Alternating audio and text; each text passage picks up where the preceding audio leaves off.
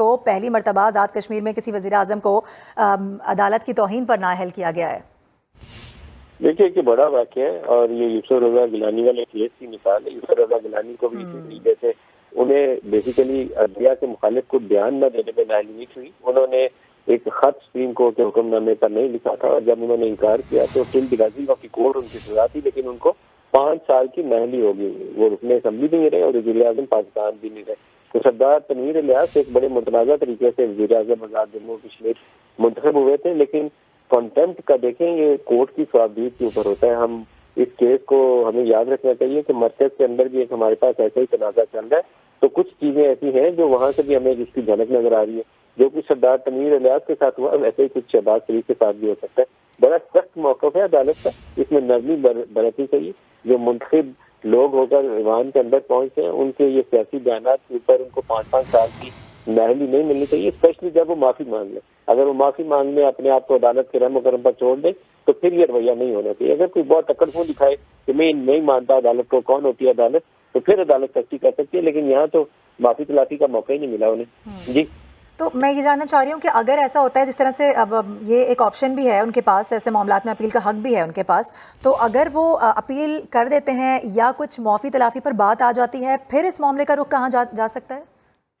मुझे नहीं लगता कि अदालत ने जितना पहले इतना सख्त मौक़िफ़ इख्तियार किया है वो उसके ऊपर रिवर्स होगी। अपील भी टोनी के सामने लगनी है, तो मुझे चांस कम लगता है इनका। जी ठीक है, हमारे साथ मौजूद है नदीम मलिक। तो जिस तरह मैंने गुजारिश की कि तले साहब से मैं डिस्कस इस बात को करना चाह रहा हूँ। जो यूसुफ रज़ा गिलानी के केस में नाअहली हुई थी वो 5 साल की थी, वो मैक्सिमम टर्म है। जब आप कॉन्टेम्प्ट करते हैं तो आपको 5 साल के लिए नाअहल करार दिया जाता है, और मेरे ख्याल में अगर वही कानून का इतलाक वही भी है Azad Jammu and Kashmir high court के ऊपर भी है, तो 5 साल की नाअहली इनकी तय है।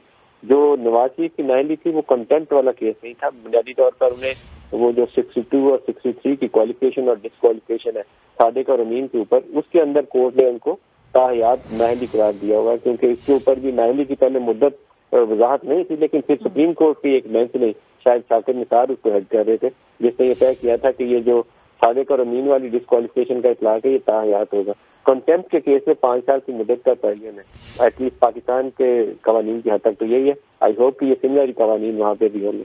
जी अच्छा, जो ऑप्शन जिसकी हम बात कर रहे हैं कि इनके पास ये ऑप्शन है कि ये इस मामले को मजीद रख सकते हैं, नजर सानी के लिए अपील कर सकते हैं, तो जिस तरह से आप पहले फरमा चुके हैं कि बेंच तो पूरा वही है, जजेस तो सारे वही हैं, तो क्या लग रहा है आपको फिर ये मामला आगे किस तरह से बढ़ेगा?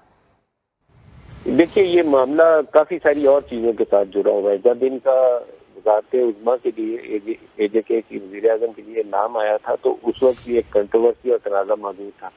पैसों का इस्तेमाल जो था उसका भी इशू सामने आया था। इनकी बात बहुत ही कंट्रोवर्शियल किस्म की ऑडियो रिकॉर्डिंग भी सामने आई। जब 25 मई को इमरान खान यहाँ पर पहुंचे थे लॉन्ग मार्च लेकर, तो उस वक्त भी आपको ज़हन में होगा कि एक कंट्रोवर्सी शुरू हो गई थी कि इनका सेंटोरस मॉल के मालिक है, ये सेंटोरस मॉल डील कर दिया था, फिर वहाँ एक जगह पे आग लग गई थी, इस तरह के वाक़यात हुए थे।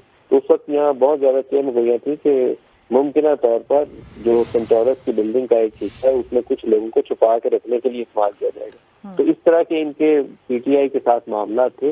इनकी बैकग्राउंड कुछ हवालों के साथ बहुत अच्छी नहीं है, बहुत क्लियर नहीं है, लेकिन हमारे तब्दीली जो आने का वक्त है वो किसी भी तरीके से तय हो सकता है। AJK का ये जो फैसला है, पहले तो ये देखना पड़ेगा कि कहीं मरकज में उसकी हमें रेप्लिकेट होता नजर में आ जाए, वो मुश्किल हो जाएगी। ये फैसला बाद उनके जो बयानात है उसके बाद अदालत को, मैं तो इस मौके पे हूँ कि सियासी लोगों को उनके किसी बयान के नतीजे में नाअहली 5-5 साल की हाथ में नहीं पकड़ानी चाहिए, माफी मंगवानी चाहिए कि आप माफी मांग लें, आपने गलत बयान दिया। तलत हुसैन साहब कह रहे हैं कि उन्होंने माफी तो मांगी है, बहरहाल सारे जजेस के सामने, वकला के सामने उन्होंने माफी मांगी है 3 बार, लेकिन उसके बावजूद उनसे कहा गया कि आप फिलहाल बैठ जाएं, उसके बाद हम कोई फैसला देते हैं। जो फैसला आया तो फिर ये फैसला था नाअहली के हवाले से। अदालत को माफी कबूल कर लेनी चाहिए।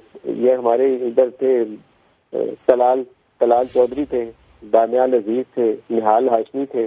तलाल चौधरी ने माफी भी मांगी तो उसकी माफी कबूल नहीं हुई, 5 साल के लिए उसकी छुट्टी होगी, तो उसका तो कैरियर का बेड़ा गर्क हो गया ना। दानियाल अजीज ने माफी नहीं की मांगी, निहाल हाशमी ने माफी मांगी, वो भी गया। ये सूरत हाल कैसी लोगों के लिए थी, किसी जुर्माना कर दें, उसकी माफी मंगवा लें, उसको इन राइटिंग पे कोर्ट के सामने अपने आप को सबमिट करो और उसकी माफी मांग लें, कबूल कर लें उसको। उससे ज्यादा सजा थोड़ा सा मुझे ज्यादा लगती है, क्योंकि सियासत के अंदर ये उतार चढ़ाव चलता रहता है। आजकल जो नून लीग ने अदलिया के हवाले से पोजीशन ली है, तो आप रोजाना देखें उनका कोई MNA MPA तकरीर करता आपको नजर आता है। तो अगर उन तकरीरों के ऊपर उनको पकड़ के नाहल करना शुरू करेंगे तो अब तक 15-20 लोग ऐसे होंगे PMLN के या पीपल्स पार्टी के, जिनको फिर अदालत को नाहल करना पड़ेगा कि तुमने भी बयान दिया, चलो 5-5 साल से उठा दो, तो थोड़ी सख्ती हो जाती है। पोलिटिकल वर्कर्स ऐसी इस तरह की जुबान बोल लेते हैं, बाज़ औक़ात उन्हें अपनी लीडरशिप को खुश करने की खातिर बोल लेते हैं। यहाँ असल में इनके ऊपर ज्यादा बोझ ये है कि ये खुद वज़ीर आज़म है, तो वज़ीर आज़म ही अगर अदालत के साथ ये कुछ करेगा तो फिर क्या होगा। ठीक है, तलत हुसैन साहब हमारे साथ मौजूद हैं। तलत हुसैन साहब हैं हमारे साथ, ठीक है।